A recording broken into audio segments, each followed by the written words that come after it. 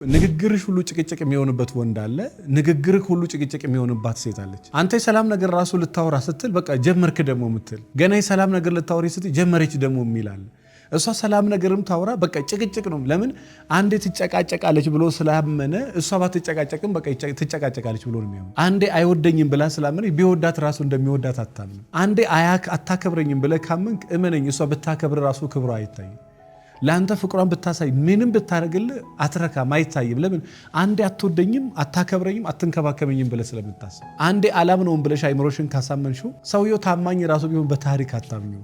ስለዚህ እንደው እይታችሁን ትንሽ ቀየር ብታረጉ ቤታችሁ ውስጥ ትዳራችሁን ሰላም የሚያደርገው ትንሽ እይታችሁ ነው። አንተ አንዴ እሷ ችግር ናት ብለህ የምታምን ከሆነ ችግርን ባትሆን ችግር ብቻ እንደሆነች ነው የሚሰማት። ባለቤቴ ችግሬ ነው ብለሽ የምታስቢ ከሆነ ችግርን ባይሆን በረከትሽም ክብርሽም ቢሆን አንቺ በቃ እንደ ችግርሽ ነው የምታስቢ።